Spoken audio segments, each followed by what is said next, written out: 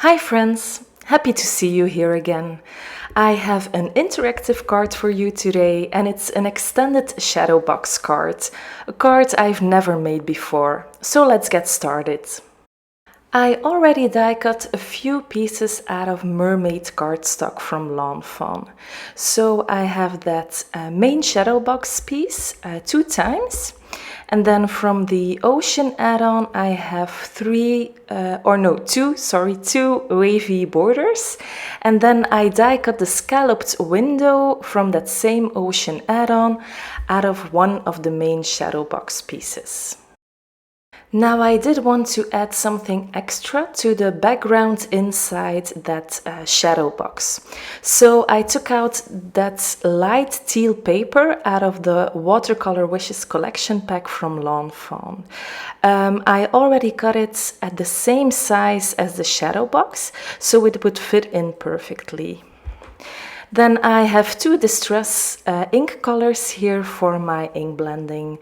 It's the Peacock Feathers and the Blueprint Sketch.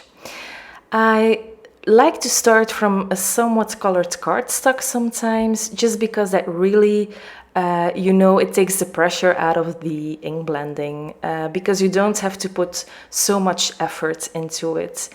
And I kind of want to make it look like the bottom of the ocean. So the darkest blue will be on the bottom and it will kind of fade into that light teal color from that patterned paper. Now it does need a little bit of texture, so I sprayed a bit of water onto that paper and I blotted it off with a paper towel. I also put a little bit of color on the top of those wavy borders. I just used peacock feathers for this. You don't need to put that extra color on, but I just really like the way it looks, and I also really love the ink blending itself. When all the ink blending is done, I can assemble the shadow box itself, and I used some really strong score tape for this. I'm putting a piece on all the different flaps, pressing it down firmly and then butting the two main pieces up to each other so it becomes one long piece. And then I glue down my ink blended little panel on the back panel of the box. Before closing the box, I always like to add in my borders as well. So again, on those teeny tiny flaps, I put some score tape. I removed the liner paper from one of those sides and adhered both of the borders into the box. I always check one more time that it's on the right panel. These borders should be adhered on the side panels. So doing this for both of the borders, and then I'm placing those borders down to that left side, releasing the liner paper, then taking that side panel of the box and closing it on top of the borders. Then removing the other liner tape and closing the whole box just like a book. It's really super easy to do. I like to fold the box a few times to each side just to make the mechanism a little bit smoother. I wanted to fold nicely since I will be adding the box to the inside of a card. Speaking of that card, I have a card base here made of mermaid cardstock that's 11 by 2 3/4, and I'm folding it at 5.5. So you have the same width of a standard card, but it's not as tall. The height is exactly the same as the height of the shadow box. Here I'm taking two little panels of that light teal Watercolor Wishes paper again. The height is the same as the shadow box, so 2 3/4, and I made it so that it just butts up against the shadow box, but you will see it in a bit. Now, of course, I wanted everything to match nicely, so I did some ink blending on those two panels as well. I did the exact same thing as I did before, so blending with the Blueprint sketch and peacock feathers to get that ocean feel. And since these panels are so small, it doesn't take that much time at all. It's time to adhere everything to the inside of the card base, and I'm starting with the shadow box, taking that same strong score tape and putting lots of it on the back of the shadow box card and on the left side as well. Then, after peeling off the liner paper, I am pressing the back of the box firmly inside that card base. The left side of the shadow box butts up against that score line from the card base. It's very important to press down firmly so everything is adhered very well. Checking if everything's okay and then pressing the box flat, removing that liner paper again, but now from the side panel of the box and pressing down the card base. So now my box is adhered inside of the cards. Now I can also add those two little ink blending panels, putting adhesive on the back of both of them with my Gina K tape runner and putting it inside the card as well. Now we also have some work to do for the front of the card.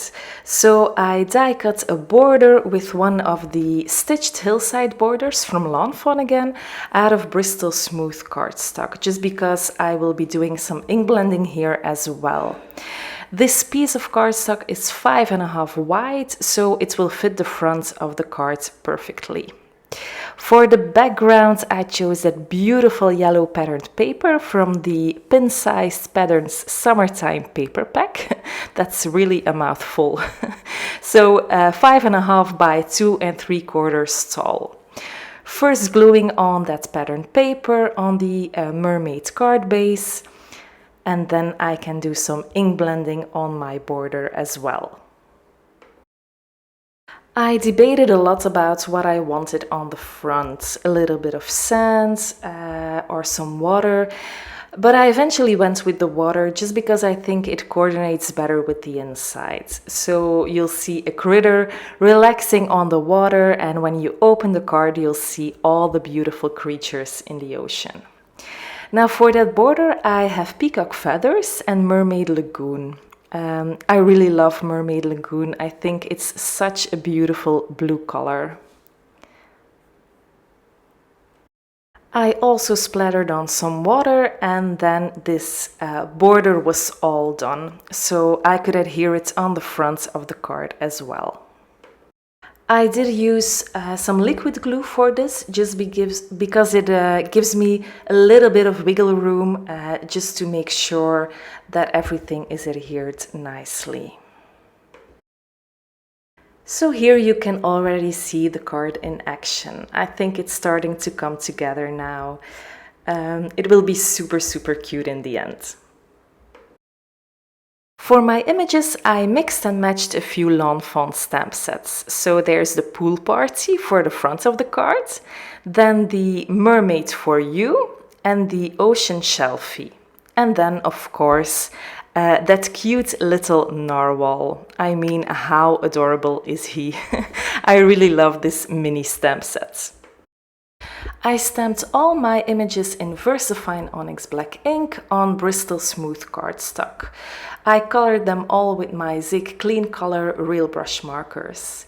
I didn't include the coloring in the video, but you can check out all the colors in the description box below. Now, if you want to use Zigs or any other kind of watercolor markers, I really recommend using the Bristol Smooth cardstock. And also, it's important that you use the right kind of ink for this. So the VersaFine Onyx Black ink really stamps perfectly for this. And now I am finally adding all these cute images to the cards. Important to note here is that I adhered everything that had to be inside the cards flat. So I used liquid glue for this. You don't want any bulk inside of that card or it won't close properly. And then I'm doing the front of the card here as well, again gluing down everything flat. Normally I would use foam squares here for dimension, because you know that always gives a little bit of extra something to the card.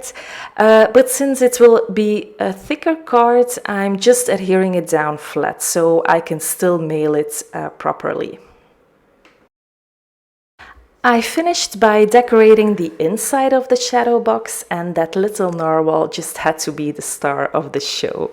I'm so sorry if you don't see it properly, but it's kind of hard to do this on camera. I'm just playing with it a little bit. I could do this all day. Just love opening and closing the card to see all that cuteness. Look at how adorable that narwhal is. Although the front of the card has that little sentiment, I did want to add an additional one to the inside. So I went for the Happy Summer from the Pool Party stamp set, and I stamped it in the same VersaFine Onyx black ink. Then I used a little banner and my little paper trimmer to cut it out perfectly. And so it does fit nicely on the top of the shadow box.